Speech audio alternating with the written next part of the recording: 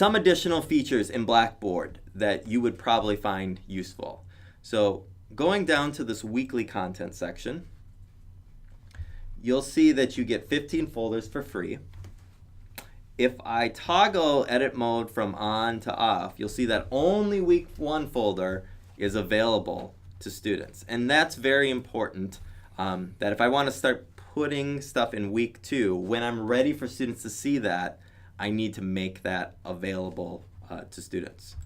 But in week 1, if I click on this link, inside this I can post things. Like here I have a little quiz about favorite colors, and there's a little reflection item for students to download. And I can add an additional item using this toolbar up at the top. So there's a whole bunch of different options here. Like you can add links, you can add audio, you can add videos. The one that I use the most is just item and folders. If you create an item, and if I call this handout 1, I can add that and I can attach my handout here. So let's, I'm gonna do browse. My handout 1 will be this PSD file. That looks great. So I'm gonna just hit submit.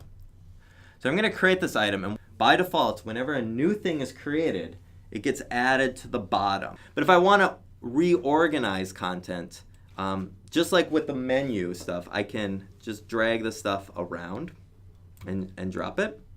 If I have a really long page with a lot of content, I can also click this up and down arrow over here, and you can like move items up and down from there. Other things that are available in this menu right here, you can create tests or quizzes in Blackboard, and art history does this a lot. They will create like weekly quizzes on content. Quizzes in Blackboard are really nice because you can set them up to be automatically graded. So if you just want to make sure your students have done the reading before coming to class so they're all equipped to have a good discussion, you can create a short quiz, have it automatically graded. They can kind of check that they know enough to have an intelligent discussion and have that ready to go.